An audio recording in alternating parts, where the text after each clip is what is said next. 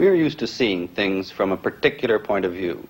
That is, from a particular frame of reference. And things look different to us under different circumstances. At the moment, things look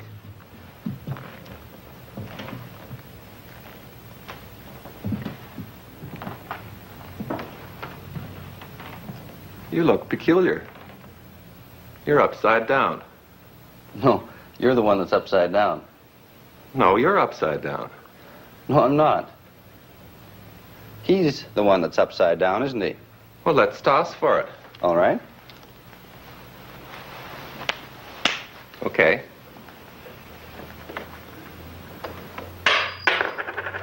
You lose. He's the one that's really upside down. You better come into my frame of reference now. All right.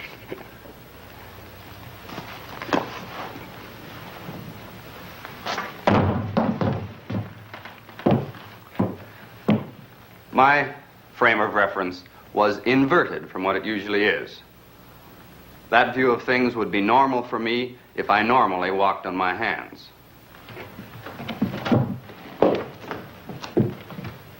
This represents a frame of reference. Just 3 rods stuck together so that each is at right angles to the other 2. Now I'm going to move in this direction. You see the frame at the same spot on your screen, but you know I'm moving this way because you see the wall moving this way behind me. But how do you know that I'm not standing still and the wall moving? It was the wall that was moving. Now the wall has disappeared, and you have no way of telling whether I am moving or not. But now you know that I'm moving. The point of this is that all motion is relative. In both cases, I was moving relative to the wall, and the wall was moving relative to me.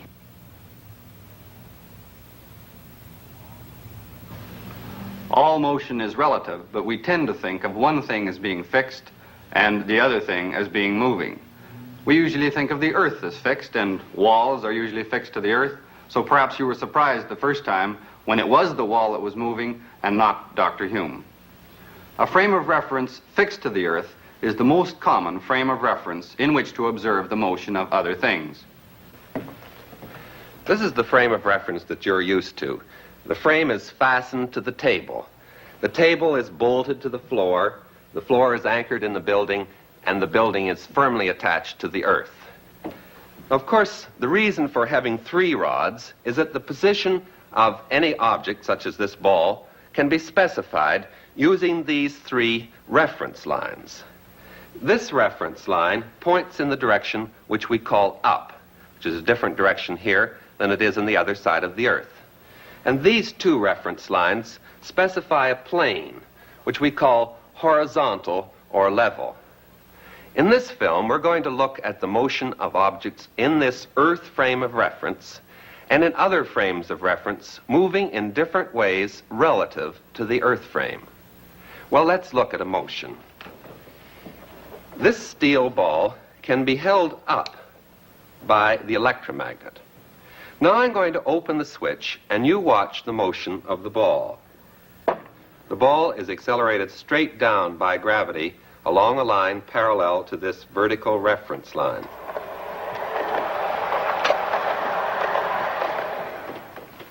As you can see, the electromagnet is mounted on a cart that can move.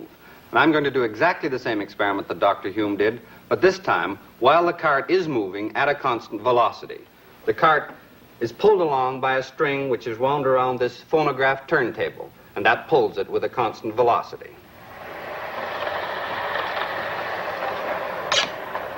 When the cart passes this line, the ball is released, as you can see. I'm going to start the cart down at the end of the table so that by the time it gets to this point, I can be sure it's moving with a constant velocity. Now, I want you to watch right here so that you will see the ball falling.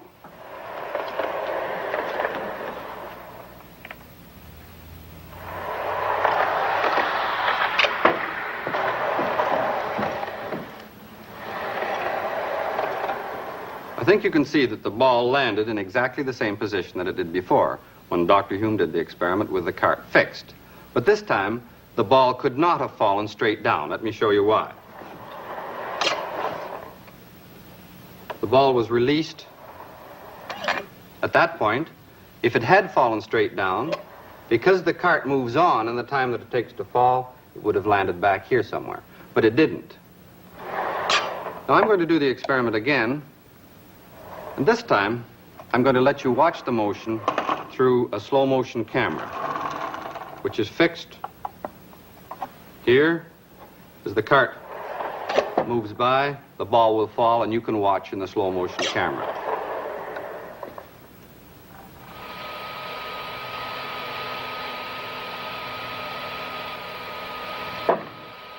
I'll show you this again. This time there'll be a line on the film so that you can see the path.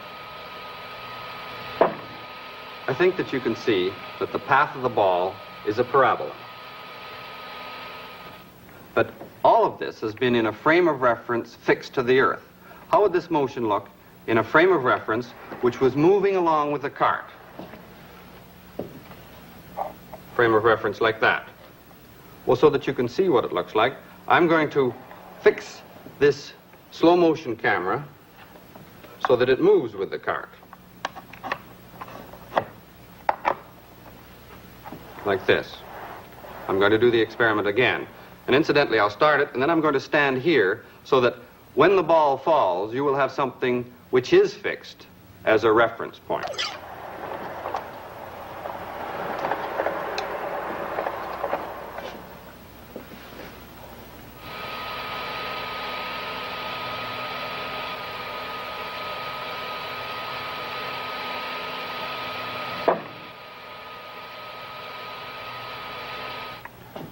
In the moving frame of reference, I think you could see that the path of the ball is a vertical straight line. It looks exactly the same as it did before when Dr. Hume did the experiment with the cart fixed. If we were moving along in this frame of reference and we couldn't see the surroundings, then we wouldn't be able to tell by this experiment that we were moving at a constant velocity. As a matter of fact, we wouldn't be able to tell by any experiment that we were moving at a constant velocity. I'm going to do the experiment once more. And this time, I'm not going to stand here behind the ball as it falls so that you won't have any fixed reference frame.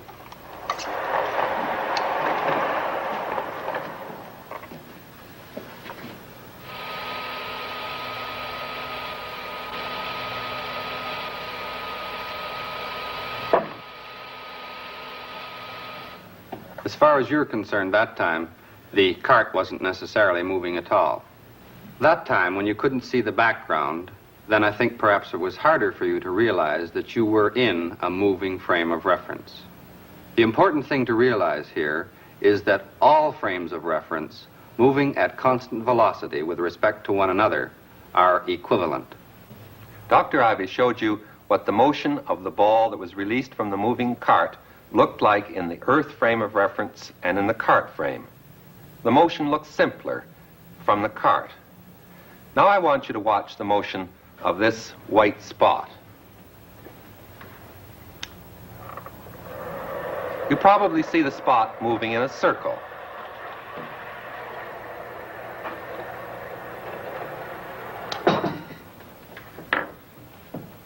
But this is what its path is actually like in the earth frame of reference. This is your normal frame of reference. You saw the spot moving in the circle because your eye moved along with the cart. You put yourself in the frame of reference of the moving cart. So you see, it isn't always true that we view motion from the earth frame of reference. When the motion is simpler from the moving frame, you automatically put yourself in that moving frame.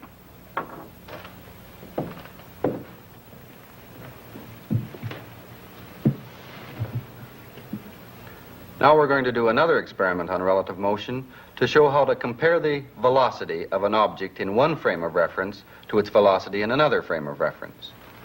If I give this dry ice puck a certain start, it moves straight across the table with a speed which is essentially constant because the forces of friction have been made very small. This is just the law of inertia. An object moves with a constant velocity unless an unbalanced force acts on it. Now, will you give it the same start backwards? I'll try. If Dr. Hume gives it the same start, it moves back in this direction with the same velocity. Now, we are on a car here, a car which can move and which really is going to move in this direction, and we're going to repeat the experiment. All right, let's go.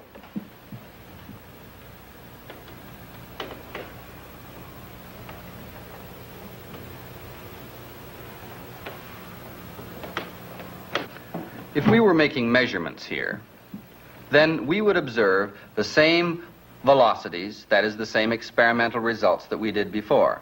And so would you, because you are observing this experiment through a camera which is fastened to this cart.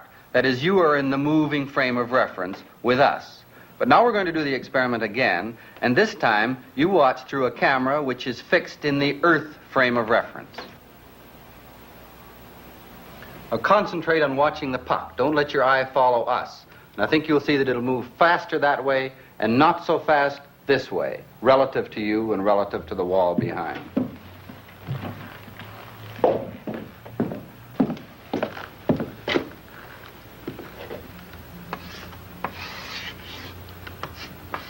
Here's the cart, which was moving along in this direction with a velocity u.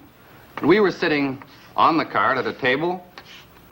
Here I am over on this side, and Dr. Hume was on this side, and we were pushing this puck back and forth on the table. When I pushed it, it went in this direction with a velocity v, and when Dr. Hume pushed it, it went in this direction with the same velocity v, but this is the velocity relative to the cart. What about the velocity relative to an observer on the ground in the fixed frame? Well, if it was pushed in this direction, its velocity is u plus v. If it's in this direction, its velocity is u minus v.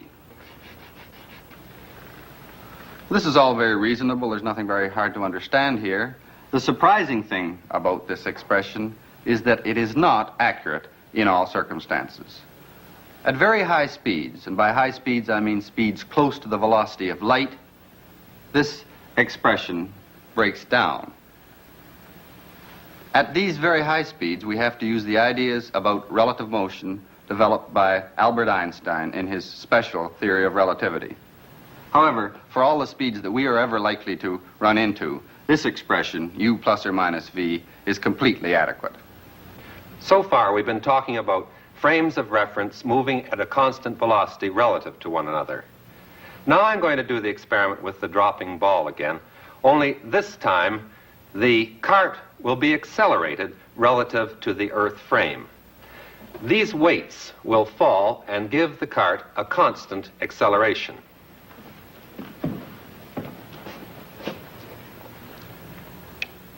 I'll put the ball up, and then I will release it. The motion is very fast, and I want you to watch at the point where the ball is released from the fixed camera.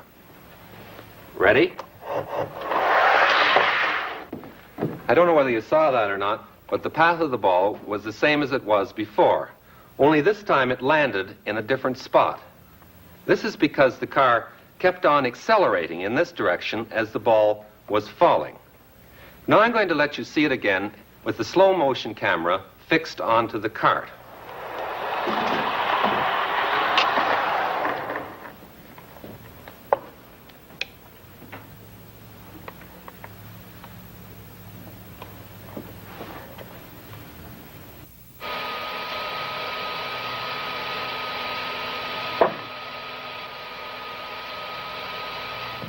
This time you saw the ball moving off to one side and not following down the vertical reference line as it did in the constant velocity case. Now suppose you were in this accelerated frame of reference. How could you explain this motion? Gravity is the only force acting on this ball, so it should fall straight down. But if the law of inertia is to hold, there must be a force pushing sideways on the ball in this direction to cause it to deviate from the vertical path. But what kind of a force is it?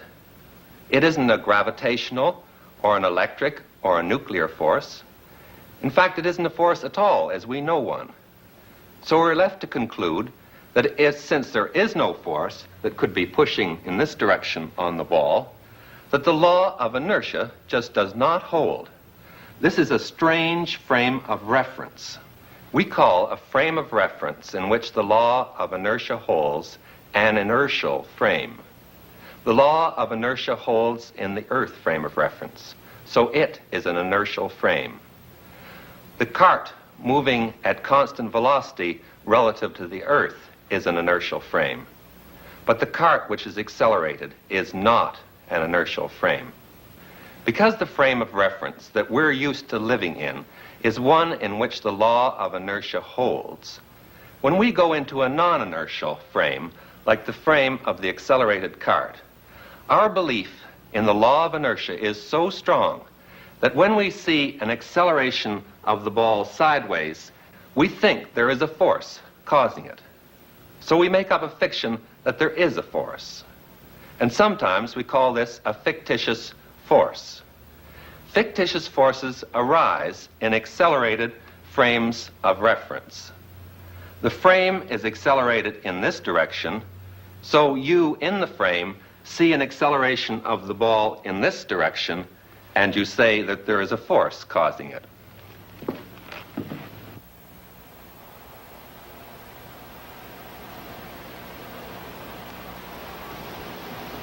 What's happening this time? Why doesn't the puck move straight across the table as it did before?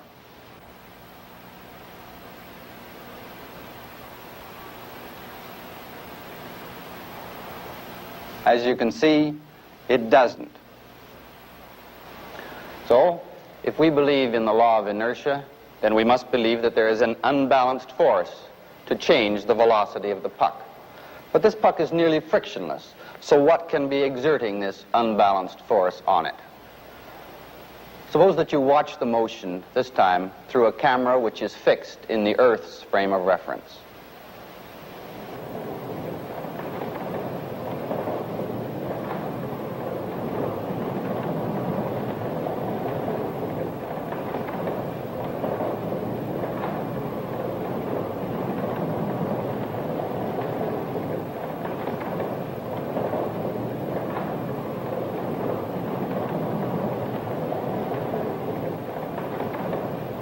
I think if you concentrate on watching just the puck, you can see that it is moving in a straight line, and that therefore there is no unbalanced force acting on it.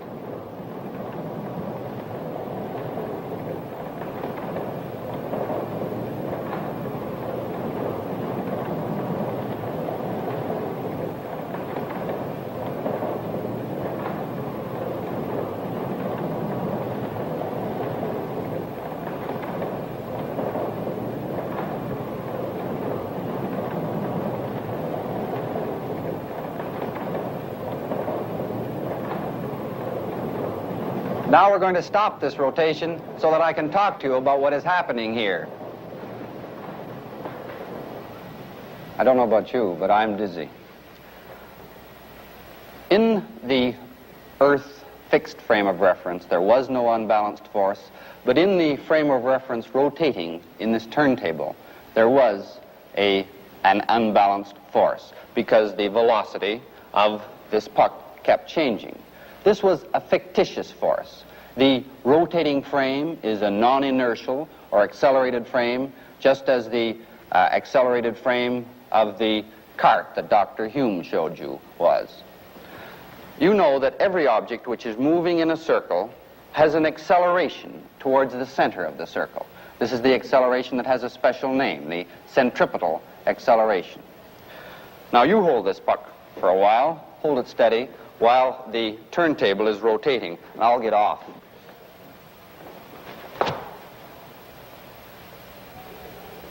Are you ready? I'm ready. Start the rotation.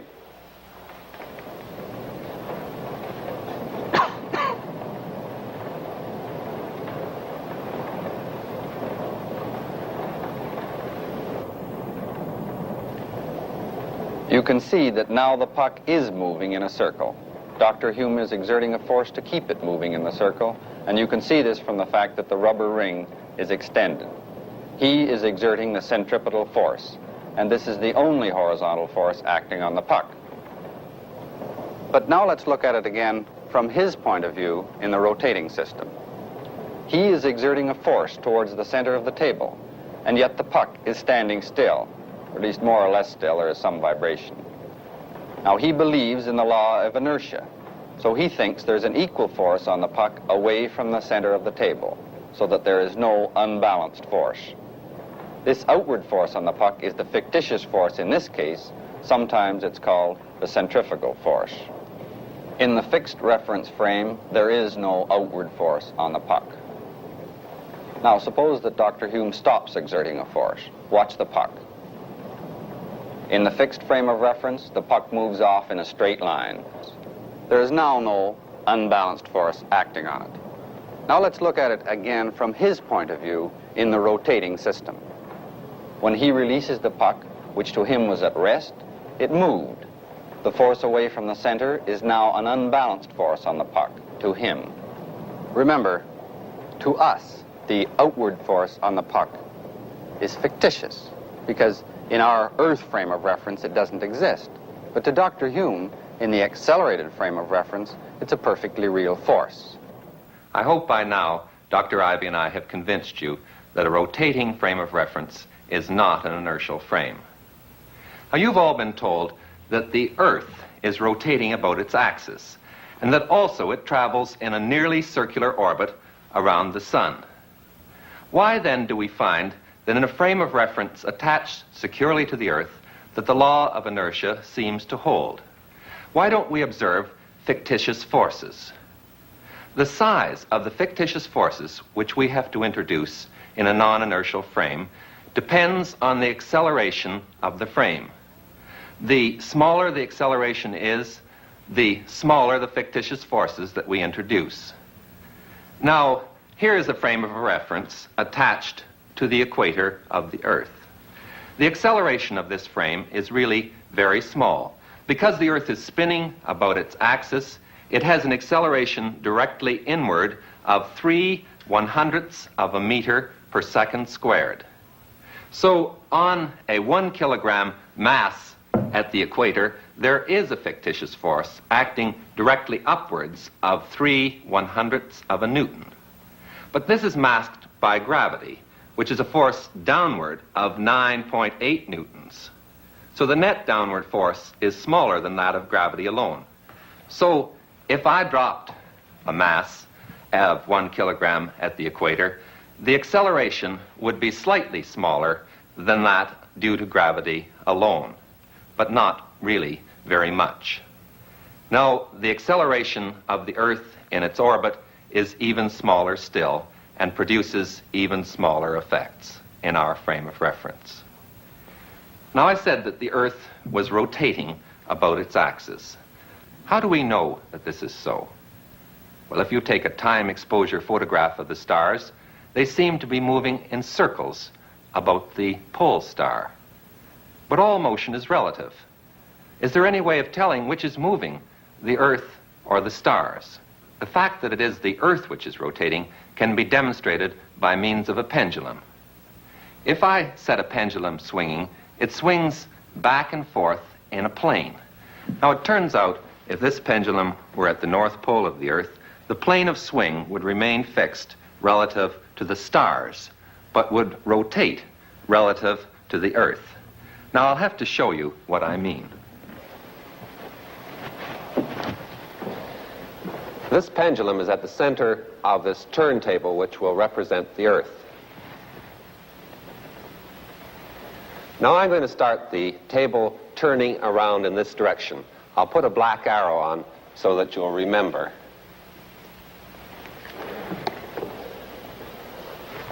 All right, start the rotation. The pendulum is at the North Pole of the Earth, and you are looking at its motion as you ordinarily do, standing on the Earth. The plane of swing rotates in the opposite direction from the rotation of the turntable and at exactly the same rate. Now look at it from the fixed camera, which will represent the frame of the stars.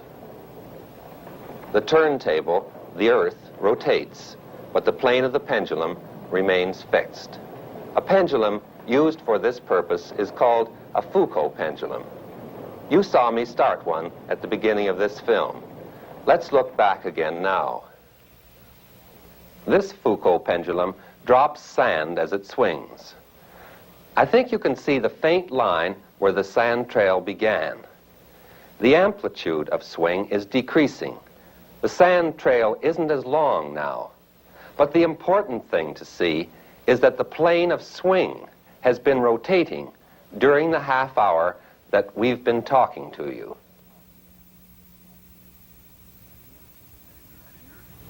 An inertial frame of reference is one in which the law of inertia is valid.